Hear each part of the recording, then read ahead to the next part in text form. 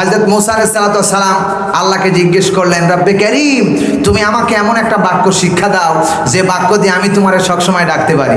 মুসা আলাইহিস সালামকে আল্লাহ বললেন, মুসা তুমি পড়ো লা ইলাহা ইল্লাল্লাহ। মুসা আলাইহিস সালাম রসিকতা করে বললেন, আল্লাহ এটা তো সবাই জানে, এটা নতুন কিছু আমারে দাও। আল্লাহ বললেন, মুসা তুমি কি জানো এর ওজন কত? মুসা আলাইহিস সালাম বললেন, হে রব্বুল আলামিন, এ ব্যাপারে আল্লাহ সবচেয়ে নিশ্চিত, এ ব্যাপারে আল্লাহই ভালো জানে, আমি জানি না। আল্লাহ রাব্বুল আলামিন বললেন, মুসা রে শোনো, যেই কালেমা তোমাকে দিয়েছি সব নবীর বাক্য ছিল একটাই, লা ইলাহা ইল্লাল্লাহ। মুসা রে শুনে রাখো, যেই কালেমা তোমাকে আমি দিয়েছি, জিকির দিয়েছি, মুসা শোনো, সাত আসমান, ওই সাত আসমানের যত অধিবাসী আছে সমস্তগুলোকে একত্র করো, আর সাতটা জমিন, এই সাতটা জমিনের ভিতরে গাছপালা তরুলতা মানুষ পাহাড় পর্বত যা কিছু আছে আসমান আর জমিনের সব কিছু একত্র করে এক পাল্লায় দাও, আর যদি লা ইলাহা ইল্লাল্লাহ অপর পাল্লায় দাও, আমি আল্লাহ রাব্বুল আলামিন বলতেছি সাত আসমান সাত জমিন হেরে যাবে, লা ইলাহা ইল্লাল্লাহর পাল্লাটা বেশি ভারী হয়ে যাবে। আরো জোরে বলুন। নবীজি বলেছেন, মান ক্বালা লা ইলাহা ইল্লাল্লাহু দাখালাল জান্নাহ। ১৫০০ বছর আগে নবীজি বলেছেন, কোন বান্দা যদি একবার লা ইলাহা ইল্লাল্লাহ কালেমা সাক্ষ্য দেয়, কালেমার পরে ইস্তেকামাত থাকে, দৃঢ় থাকে, অবিচল থাকে, আল্লাহর কসম ওই লোকটি আল্লাহর জান্নাতে প্রবেশ করবেই। আরো জোরে বলুন। এই কালেমার আওয়াজ আসতে হবে না জোরে হবে? সবাই পড়েন, লা ইলাহা ইল্লাল্লাহ, জোরে লা ইলাহা ইল্লাল্লাহ, লা ইলাহা ইল্লাল্লাহু মুহাম্মাদুর রাসূলুল্লাহ সাল্লাল্লাহু আলাইহি ওয়াসাল্লাম। ঐতিহ্যবাহী জেলা সাতক্ষীরা, পাউখালী বাইতুল করিম জামে মসজিদ প্রাঙ্গণ, কালীগঞ্জ, সাতক্ষীরা। আজকের এই যুব সমাজ কমিটি কর্তৃক 2 দিন ব্যাপী ঐতিহাসিক তাফসীরুল কোরআনে কারীমের সমাপনী রজনীর সম্মানিত সভাপতি সাহেব, আজকের এই মাহফিলের আমন্ত্রিত ওলামায়ে কেরাম, আজকের এই মাহফিলের প্রধান অতিথি, বিশেষ অতিথিবৃন্দ, আমার সামনে বসা পিতৃ সমতুল্য মুরব্বিয়ান নিজাম, যুবক ভাইয়েরা, স্নেহের কুচিকাচারা, পর্দার অন্তলে অবস্থানরত আমার মাথার তাজ, মাথার মুকুট, আবেদা সালেহা মা ও বোনেরা, সেই মহান স্রষ্টার দরবারে কালেমাতু শুকর আদায় করছি যে মহান স্রষ্টা আমাদেরকে 17টি বছর পরে কোরআনে কারীমের মাহফিল বিনা অনুমতিতে কোরআনে কারীমের কথা বলার সুযোগ করে দিয়েছেন। চিল্লায় বলেন ঠিক কিনা? 17টি বছর আমরা কোরআনের কথা ঠিক মতো বলতে পারি নাই। কোরআনের কথা বলতে গেলে হয় মাইক হারায় গেছে, না হলে বক্তা গুম হয়ে গেছে, না হলে বক্তা অপমান হয়ে স্টেজ থেকে নামতে হয়েছে। চিল্লায় এখন ঠিক কিনা? যে আল্লাহ রাব্বুল আলামিন দীর্ঘ 17টি বছর পরে আজকে 15 বছর, কয় মাস? 15 বছর 8 মাস 26 দিন সম্ভবত ইতিহাসের পাতায় লেখা হয়ে গেছে। এই মাহফিল বাধা দেওয়া হয়েছিল সেই 15 বছর 8 মাস পরে আবার এই কোরআনের মাহফিল যুবকরা কায়েম করেছে, যেখানে অনুমতির কোনো প্রয়োজন হয় নাই। সেই মাহফিলে যিনি আসার তৌফিক দিয়েছেন, আপনারা খুশি না বেজার? কারা কারা খুশি? 2 হাত তুলে দেখান। লিল্লাহে তাকবীর, লিল্লাহে তাকবীর। আল কোরআনের আলো, আল হাদিসের আলো, লিল্লাহে তাকবীর। হাত নামান। যিনি মহব্বত করে আজকের কোরআনের মাহফিলে বসার তৌফিক দিয়েছেন, সে আল্লাহর জন্য প্রাণ ঢালা অভিনন্দন। কালেমাতু শুকর আদায় করছি, সিজদায় মাথা অবনত করছি এবং পড়ছি আলহামদুলিল্লাহ। আরো জোরে বলুন আলহামদুলিল্লাহ। রব্বানা লাকাল হামদ হামদান কাসীরান তৈয়িবান মুবারাকান ফীহি সুবহানাল্লাহি ওয়া বিহামদিহি আদাদা খালকিহি ওয়া রিদা নাফসিহি ওয়া জিনাতা আরশিহি ওয়া মিদাদা কালিমাতি। প্রশংসা করলাম কার? আসতে বলবেন না কার? সব সময় প্রশংসা করব কার? দুঃখের সময় ডাকবো কারে? সুখের সময় ডাকবো কারে? চিল্লায় বলেন ইয়া আল্লাহ, ইয়া আল্লাহ, ইয়া আল্লাহ। হাত নামান। বন্ধুগণ আমার, নবীজি বলেছেন কোন বান্দা যদি একবার জবান দিয়া শুধু আল্লাহকে আল্লাহ বলে একবার ডাক দিতে পারে, ১৫০০ বছর আগে পানের নবী বিশ্ব নবী মুহাম্মদ রাসূলুল্লাহ সাল্লাল্লাহু আলাইহি সাল্লাম বলেছেন, আল্লাহর বান্দা শুধু একবার আল্লাহকে আল্লাহ বলে ডাকবে আর আরশে আজিম থেকে ওই আল্লাহ রাব্বুল আলামিন বান্দাকে ৭০ বার বান্দা বান্দা বলে চিল্লায়। আমার ভাইরা, আল্লাহর বান্দা শুধু বলবেন রব্বে কারীম আল্লাহ, শুধু জবান দিয়ে বলেছেন আল্লাহ, আর আল্লাহ রাব্বুল আলামিন বান্দা বান্দা বলে চিল্লায় না। আল্লাহ তাআলা বলেন, বান্দারে তোমার কি দরকার? খাবারের দরকার নাকি খাবার লাগবে দেব? তোমার বান্দা সন্তান লাগবে নাকি সন্তান দেব? রিজিক লাগবে নাকি রিজিক লাগবে? কি লাগবে তুমি আমার কাছে চাও, আমি আল্লাহ রাব্বুল আলামিন সবার জন্য ওপেন করে দিব। চিল্লায় বলেন সুবহানাল্লাহ। সবকিছু দেওয়ার মালিক কে? আসতে বলবেন না কে? সে আল্লাহ রাব্বুল আলামিন বলেন, বান্দারে উদউনি আস্তাজিব লাকুম, বান্দা তুই যেখানে যে অবস্থায় আমাকে ডাকবি, যখন যে অবস্থায় তুমি আমাকে ডাক দিবা সে অবস্থায় আমি তোমার ডাকে সাড়া দেব। আমার বন্ধুগণ, মাকে বাড়ি গিয়ে যদি বলেন মা মা মা বলে চিৎকার দিতে থাকেন, মা জবান দিয়া বলবে এই ছেলে চিল্লাস কেন, এক চড়ে তোর দাঁত ভেঙে ফেলবো। মা নারাজ হয়ে যায়, বিরক্ত হয়ে যায়। নানাকে বাড়ি গিয়ে যদি বলেন নানা নানা বলে ডাকেন, নানা নানা বলে চিল্লান, নানা বলবে কে এত চিল্লাস কে, তোর কি হয়েছে? বিরক্ত হয়ে যাবে। বাবাই বিরক্ত হয়ে যায়, নানায় বিরক্ত হয়ে যায়। কিন্তু আল্লাহ রাব্বুল আলামিন বলতেছেন উদউনি আস্তাজিব লাকুম, বান্দা তুই আমাকে যতবার ডাকবি আমি ততবার তোর ডাকের সাড়া দেব। আল্লাহ রাব্বুল আলামিন এখানেই শেষ করে নাই, কোরআনে কারীমের ভিতরে বলেছেন ফাযকুরুনি আযকুরুকুম ওয়াশকুরুলি ওয়ালা তাকফুরুন। আল্লাহ বলে বান্দারে তুমি আমাকে স্মরণ করো, আমি তোমাকে স্মরণ করব। কিতাব লিখেছে কোন বান্দা যদি আল্লাহকে পাবার জন্য হেঁটে হেঁটে যায়, আল্লাহ রাব্বুল আলামিন ওই বান্দাকে দেবার জন্য দৌড়ায়া দৌড়ায়া বান্দার কাছে যায়। আল্লাহু আকবার। সুতরাং সব কিছু দেনিয়ালার মালিক কে? আসতে বলবেন না কে? আল্লাহ রাব্বুল আলামিন আমাদেরকে সব ছেড়ে যেটা দিয়েছেন সেটা হলো কোরআনে কারীম। চিল্লায় বলেন ঠিক কিনা? আমার ভাইরা, দুটো জিনিস আমাদেরকে আল্লাহ রাব্বুল আলামিন দান করেছেন। এক নম্বরে হলো কোরআনে কারীম, দুই নম্বরে হলো বিশ্ব নবী জনাবে মুহাম্মদ রাসূলুল্লাহ, যে নবীকে আল্লাহ রাব্বুল আলামিন কোনোদিন নাম ধরে ডাকলেন না, ইয়া মুহাম্মদ বলে ডাক দিলেন না। মুসা আলাইহিস সালামকে আল্লাহ রাব্বুল আলামিন ডাক দিয়েছেন ইয়া মুসা এই দিকে আয়। সুলাইমান নবীকে ডাক দিয়েছেন ইয়া সুলাইমান এই দিকে আয়। দাউদ নবীকে আল্লাহ নাম ধরে ডাক দিলেন ইয়া দাউদ এই দিকে আয়। এরপরে দাউদ আলাইহিস সালামকে আল্লাহ ডাক দিয়েছেন ইয়া দাউদ এই দিকে আয়। যেই সুলাইমান পাওয়ারফুল একজন নবী, যেই সুলাইমানকে আল্লাহ রাব্বুল আলামিন পৃথিবীর এক প্রান্তর থেকে মুহূর্তের মধ্যে যাবার জন্য একটা সিংহাসন দান করেছিলেন, সেই সুলাইমানকে আল্লাহ রাব্বুল আলামিন নাম ধরে ডাকলেন ইয়া সুলাইমান এই দিকে আয়। কিন্তু কোরআনে কারীমের ভিতরে আল্লাহর কসম করে বলি, আমার নবীজিকে কোরআনের কোন জায়গায় ইয়া মুহাম্মদ বলে একবারও ডাক দেন নাই। যেখানে ডাক দিয়েছেন রাসূলুল্লাহ উপাধি দিয়ে সম্মান আর মর্যাদা দিয়ে আমার রাসূলকে আল্লাহ ডাক দিয়েছেন। আল্লাহু আকবার। মুসাকে বলে মুসা এই দিকে আয়, দাউদকে বলে এই দাউদ এই দিকে আয়, সুলাইমানকে বলে এই সুলাইমান এই দিকে আয়। আল্লাহ রাব্বুল আলামিন আমার নবীজিকে কি সম্মান দিলেন, মর্যাদা দিলেন।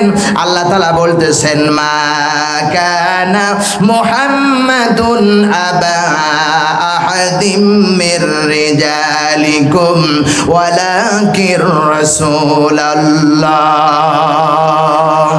ওয়ালাকির রাসূলুল্লাহ ওয়ালাকির রাসূলুল্লাহ।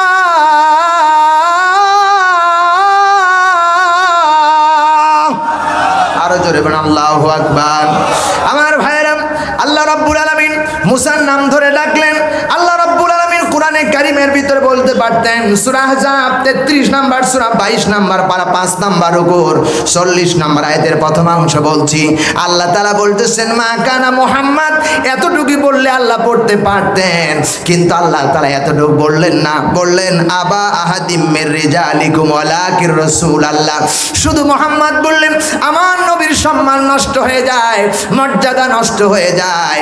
আল্লাহ বলেন ওয়ালাকির রাসূলুল্লাহ, আমি মুহাম্মদ সাল্লাল্লাহু আলাইহি সাল্লামকে পুরো জাতির কোনো পিতা হিসাবে পাঠাই নাই, আমি আমার রাসূলকে দুনিয়ার জমিনে রাসূল হিসাবে সম্মান দিয়ে আমি আল্লাহ তারে পাঠিয়েছি। আল্লাহু আকবার। আমার ভাইরা কি মর্যাদা দিলেন, কি সম্মান দিলেন। এখানে আল্লাহ রাব্বুল আলামিন সব জায়গায় রাসূল উপাধি দিয়েছেন, ডাক দিয়েছেন। কালেমা পড়তে যান, কালেমা পড়তে গিয়ে এতটুকু আল্লাহ বলতে পারতেন লা ইলাহা ইল্লাল্লাহু মুহাম্মদ, এতটুকু বললে কালেমা সম্পূর্ণ হয়ে যেত, কিন্তু আমার নবীকে মুহাম্মদ বললে নবীর মর্যাদা নষ্ট হয়ে যায়, সম্মান নষ্ট হয়ে যায়। এইজন্য আল্লাহ রাব্বুল আলামিন বললেন মুহাম্মাদুর রাসূলুল্লাহ। পড়েন সবাই লা ইলাহা। আমার ভাইরা এখানে সম্মানের পার্থক্য করলেন, রাসূলুল্লাহকে এত মর্যাদা দিলেন, এত সম্মান দিলেন, আর কোন নবীকে এত সম্মান মর্যাদা দেন নাই। শুধু এখানে মর্যাদা দেন নাই, আমার রাসূলকে দুনিয়ার সবার চাইতে আল্লাহ শ্রেষ্ঠ করে বানিয়েছেন। আমার ভাইরা শুধু শ্রেষ্ঠ নয়, চেহারার দিক দিয়ে শ্রেষ্ঠ ছিলেন, সমস্ত জ্ঞানের দিক দিয়ে শ্রেষ্ঠ ছিলেন। আমার রাসূলের চেহারার পরে কোনোদিন মশা পড়তো না, আমার রাসূলের চেহারার পরে কোনোদিন মশা পড়তো না, মাছি পড়তো না। ভাইরা আমার এত সম্মান এত মর্যাদা দেওয়া হয়েছে। রাসূল কারীম সাল্লাল্লাহু আলাইহি সাল্লাম যখন রাস্তা দিয়ে হাঁটতেন, সূর্যটা মাথার উপরে এসে তাপ দেয়। আমাদের গায়ে সূর্যের তাপ লাগে কি লাগে না? আসতে বলেন কেন, লাগে কি লাগে না? আমার রাসূলকে এত সম্মান আল্লাহ রাব্বুল আলামিন দান করেছেন। আমার রাসূলের গায়ে আল্লাহর কসম করে বলি কোনোদিন সূর্যের তাপ লাগে নাই। সূর্যের তাপ লাগলে আমার রাসূলের বড় কষ্ট হবে, আল্লাহ বরদাস্ত করলেন না। সূর্যের তাড়নার উপরে মেঘমালাকে অর্ডার করে দিলেন, রাসূল যেদিকে যাবে মাথার উপরে ছায়া দিয়া রাখবা। আমার ভাইরা শুধু এখানেই শেষ নয়, সূর্য যখন ডুবে গেছেন, যখন অন্ধকার হয়ে গেছেন, আমার রাসূলের চেহারা মুবারকের ভিতর দিয়ে এত আলো বের হতো। আম্মা জান আয়েশা সিদ্দিকা রাদিয়াল্লাহু তাআলা আনহা বলেন, আমি দিনের বেলায় একদিন খাতা সেলাই করতেছিলাম, হঠাৎ করে আমার হাত থেকে সুচ হারায় গেছে, তন্ন তন্ন করে খুঁজে পাইলাম না। কিন্তু রাতের বেলা ঈশা নামাজের পর আমার রাসূল আমার হুজরায় প্রবেশ করলেন। আল্লাহর কসম করে বলি, রাসূলুল্লাহ কেবলমাত্র আমার ঘরের ভিতরে পাও রাখছে, রাসূলের চেহারা মুবারকের নূরের আলোতে রাতের বেলা হারানো স্বস্তি আমি সহজে খুঁজে পেয়েছিলাম। আল্লাহু আকবার। শুধু এখানে শেষ নয়, হযরত আনাস রাদিয়াল্লাহু তাআলা আনহু থেকে বর্ণনা করেছেন, রাসূলুল্লাহকে নিয়ে আনাস একদিন তার বাড়ির পাশে দিয়ে হাঁটতেছেন। রাতের বেলা পূর্ণিমার চাঁদ আকাশে ঝকমক করে জ্বলতেছে।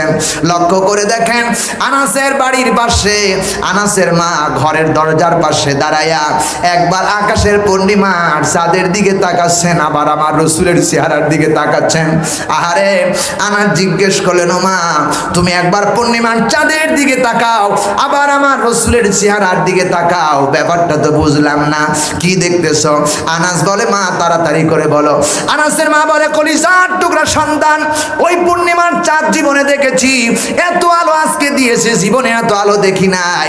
কিন্তু আমার নজরে পড়ে গেল পূর্ণিমার চাঁদের তুলনায় আর একটা চাঁদ যেন আমার বাড়ির পাশে উঠে গেছে। হযরত আনাস বললেন, মা ক্লিয়ার করে বলো। আনাস রাদিয়াল্লাহু তাআলা আনহু বলেন, মা সত্য করে বলো, কি দেখতে চাও, কি দেখতেছো? আনাস বলে, আনাসের মা বললেন, কলিজার টুকরা সন্তান, আমি দেখতেছিলাম পূর্ণিমার চাঁদ এত আলো দিয়েছে, আলোটা গোটা রাতের অন্ধকার দূরীভূত করে দিয়েছে, চকমাক করতেছে। চাঁদের দিকে একবার তাকাচ্ছিলাম আর আমার রাসূলের চেহারার দিকে একবার তাকায় দেখতেছিলাম, চাঁদের আলো সুন্দর না আমার রাসূলের চেহারা সুন্দর?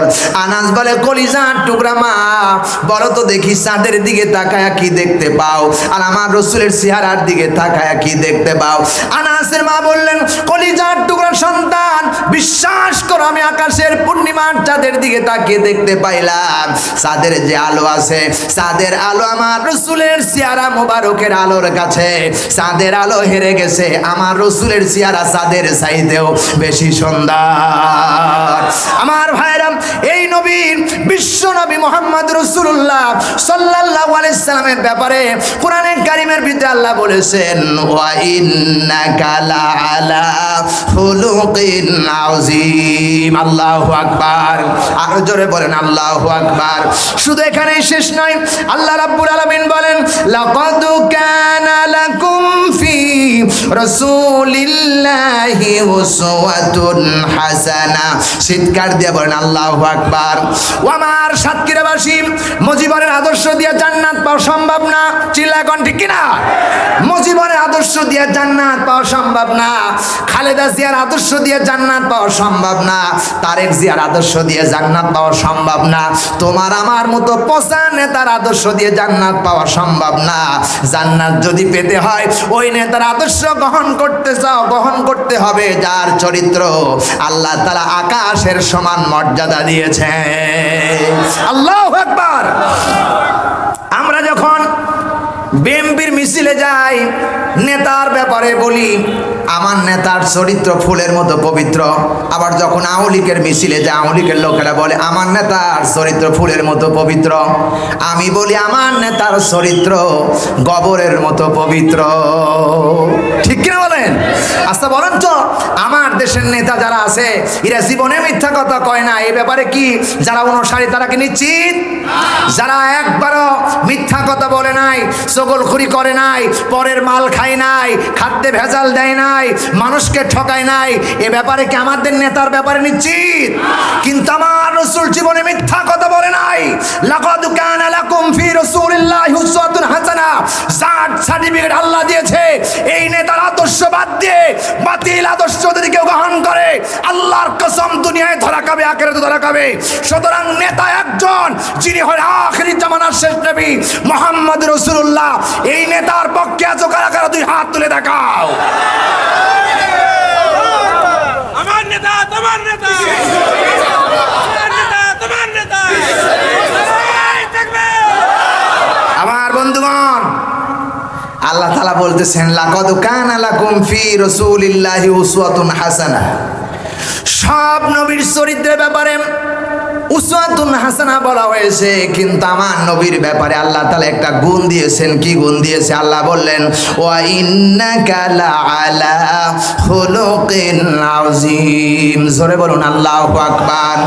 আল্লাহ তাআলা বলেন সূরা কলম 68 নাম্বার সূরা 29 নাম্বার পারা প্রথম নাম্বার রুকুর 4 নাম্বার আয়াতে কারিমা বলছি। আল্লাহ তাআলা বলতেছেন, ওয়া ইন্নাকা লাআলা খুলুকিন আযীম। আযীম শব্দটি দিয়েছে। মুসা নবীর ব্যাপারে আযীম বলেন নাই, উসওয়াতুন হাসানাহ বলেছেন। দাউদের ব্যাপারে বলেছেন উসওয়াতুন হাসানাহ। এরপরে যত নবী আল্লাহ রাব্বুল আলামিন রাসূল পাঠিয়েছেন সবার ব্যাপারে বলেছে উসওয়াতুন হাসানাহ।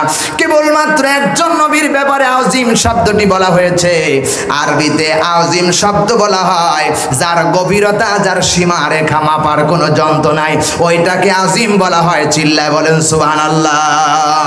আমার নবীর চরিত্র ছিল আযীম। সুবহানাল্লাহ বলতে চায় না?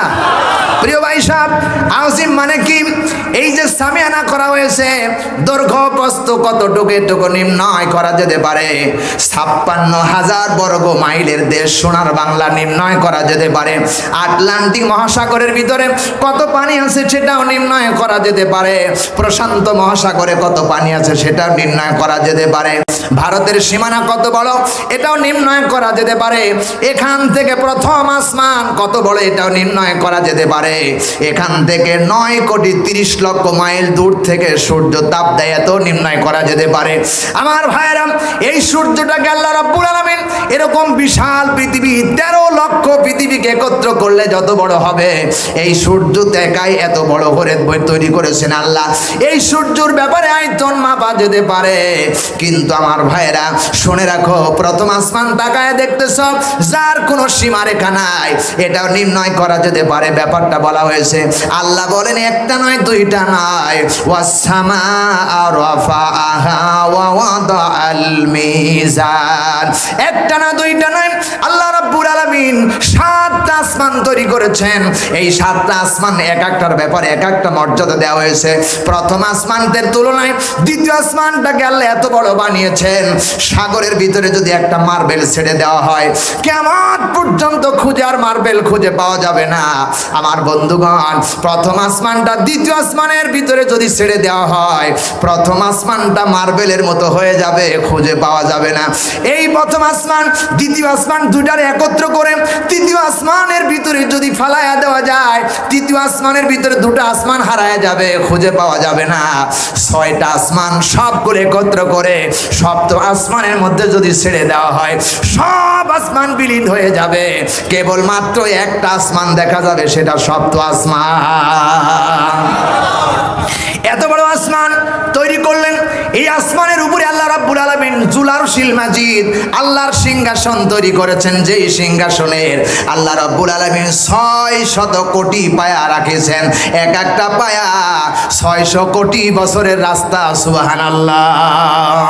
প্রিয় ভাই সাহেব, এটাই নির্ণয় করা যেতে পারে, কিন্তু আমার রাসূলের চরিত্র কত বড়, ওয়া ইন্নাকা লাআলা খুলুকিন আযীম, আমার রাসূলের চরিত্র কত বড়, এটা মাপার জন্য কোনো ফিতা বা যন্ত্র, কোনো বিজ্ঞান, কোনো দার্শনিক আজও তো উৎপন্ন করতে পারে নাই, তৈরি করতে পারে নাই। এটাই ছিল আমার রাসূল। আল্লাহু আকবার। এত মর্যাদা, এত সম্মান আমার আল্লাহকে দেওয়া হয়েছে, আমার রাসূলকে আল্লাহ দিয়েছেন। শুধু এখানে মর্যাদা দেন নাই, আল্লাহ রাব্বুল আলামিন কোরআনে কারিমের ভিতরে ডাক দিয়ে বলেছেন, কুল ইন কুনতুম তুহিব্বুনাল্লাহ ফাত্তাবিউনি ইউহিব্বুকুমুল্লাহ ওয়া ইয়াগফির লাকুম যুনুবাকুম আল্লাহু গফুরুর রহিম। জোরে বলেন আল্লাহু আকবার। সূরা ইমরান 3 নাম্বার সূরা, 3 নাম্বার পারা, 4 নাম্বার রুকুর 31 নাম্বার আয়াতে কারিমা বলছি, লক্ষ্য করুন। আল্লাহ তাআলা বলছেন, কুল, হে নবী, আমার রাসূলকে কি মর্যাদা দেওয়া হয়েছে। নবীজি বলেন, কোরআনে কারীম দিয়ে আল্লাহ রাব্বুল আলামিন বলতেছেন, কুল, হে নবী আপনি বলেন, ইন কুনতুম তুহিব্বুনাল্লাহ, কোন মানুষ যদি আল্লাহর ভালোবাসা পেতে চায়, আল্লাহর দয়া পেতে চায়, আল্লাহর মহব্বত পেতে চায়, ফাত্তাবিউনি, সে যেন আপনারে অনুসরণ করে, আপনাকে দেখে দেখে চলে। আল্লাহ রাব্বুল আলামিন বলে, বান্দারে ইউহিব্বুকুমুল্লাহ, যদি আতর দুনিয়ার কোন দোকানে নাই, কোথায় পেয়েছো আতর? বলেন বিশ্ব নবী মসজিদে নববীর ভিতরে যখন কোরআনের বয়ান দেয়, আমরা দেখেছি রাসূলুল্লাহ ঘেমে ঘেমে অস্থির হয়ে গেছে, অথচ রাসূলুল্লাহ কোন সময় বসে আছে, কোরআনে কারীম নাজিল হচ্ছেন, আল্লাহ নবীর গা থেকে টপ টপ করে পানিগুলো পড়েছে ঘেমে ঘেমে, আমরা সেই ঘামগুলো সংগ্রহ করে কোটার মধ্যে করে রাখতাম। ঈদের দিন যখন আসতো, গায়ের মধ্যে মাখায়া যখন ঈদগার দিকে যাইতাম, আল্লাহর কসম করে বলি, রাসূলুল্লাহর গায়ের ঘাম 3 কিলোমিটার দূর থেকে মেশকো আম্বরের গন্ধ পাওয়া যাইত। সোনার ভাইয়ের আমার, ও গরিব সাহাবীরা, সত্যি কি তাই? বলে হ্যাঁ, সত্যি তাই। লক্ষ্য করে দেখলেন আমার ভাইয়েরা, রাসূলুল্লাহর গায়ের ঘাম, রাসূলের আমার গাও ঘেমে গেলে গন্ধ লাগে, জামায় গন্ধ লাগে, কাপড়ে গন্ধ লাগে, আল্লাহ রাসূলের গায়ের ঘাম থেকে মেশকো আম্বর বের হতো। জোরে বলেন সুবহানাল্লাহ।